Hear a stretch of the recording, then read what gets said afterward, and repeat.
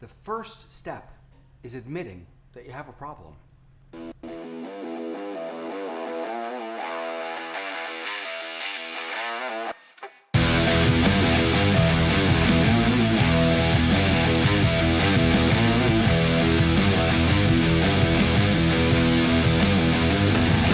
Hey everybody, Rabbi David here, your Torah tech guy, and here on Torah Tech Tips, where I strive to give you great tips for your great Torah. So I need to talk to you today, and I'm live because I really didn't want to pre-plan this.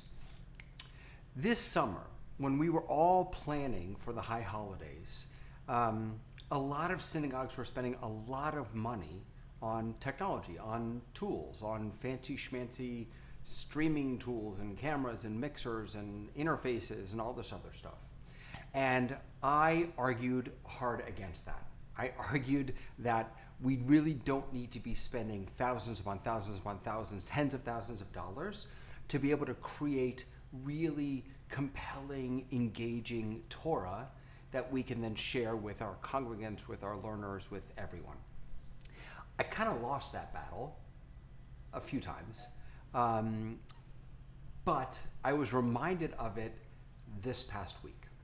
So I have my setup here, and yeah, I've spent some money on my setup, but I'm always kind of looking for the new thing, right? I have the shiny object problem where if it's shiny, I want it.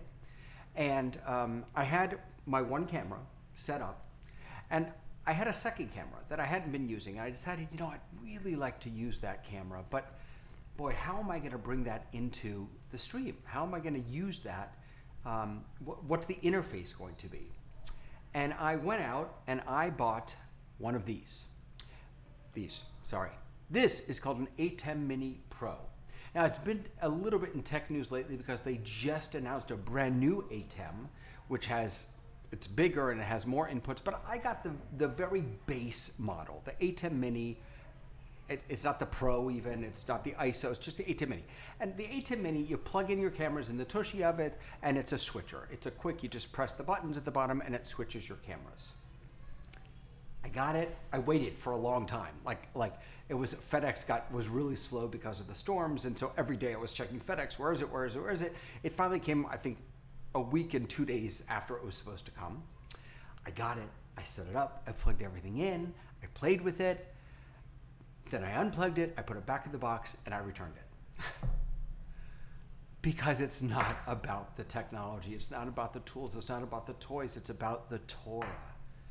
And I had to go through this process to remind myself of what I had argued this summer, is that you can have all the toys in the world, you can have all the greatest technology in the world, but at the end of the day, if it doesn't enrich your Torah, then it may in fact take away from it. And what I found is that I had too much going on. I had too many different switches, too many different buttons, too many different interfaces, and it was complicating my workflow so that I couldn't share the Torah that I wanted to. And so I decided I gotta stay. Now what I have, I was gonna say I have to stay simple. What I have is not simple, but I have to stay simpler than just adding the newest shiny thing. And I think that's a really important lesson that we all need to remember, is that I was just talking the other day with a congregation who's looking to plan for when they're back in the sanctuary, what should their technology look like? And we were debating between PTZ cameras, which are, the pan, tilt, zoom cameras, the ones you can kind of control remotely, versus regular mirrorless cameras. And I argued then, and I needed to be reminded of this, that sometimes simpler is better. Pan, tilt, zoom cameras are wonderful, but there are more things in there to break. If you can get just a plain old mirrorless camera or a high quality video camera or webcam, those may do the job. If your Torah is good enough, if your Torah is compelling enough, if your Torah is interesting enough, then whatever camera you have will help get that across. Now, of course, we want to have the best technology that we can, but that doesn't mean that we have to buy the newest thing. That doesn't mean we have to have every bell and whistle. It means that we have to have what's going to help us share our Torah. We have to have the right tech for our great Torah. And I needed to be reminded of that when I was waiting eagerly for our new 810 mini and then boxed it right back up and sent it back.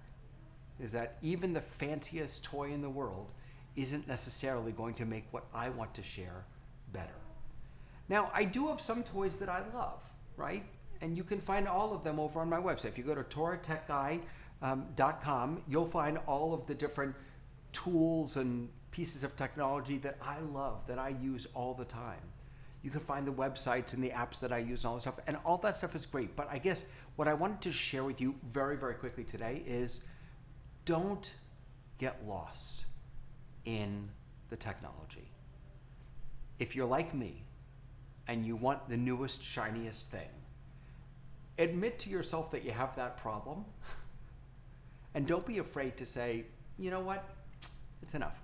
I don't need that toy. Or I'm going to send this back. Or I'm going to sell this on eBay. Or I'm going to sell it on Facebook Marketplace because I want to make sure that the tools that I have, what I'm using, is really the best tools for my Torah.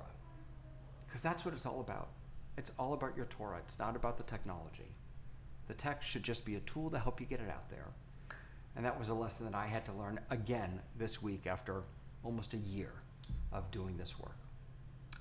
I don't know if you found this helpful, but I wanted to share it with you because it was an important lesson for me to remind myself of. I hope you have a marvelous day. Visit me on TorahTechGuy.com. Get the greatest tech for your great Torah, and let's make a difference in this world, friends. I'll see you next time on Torah Tech Tips.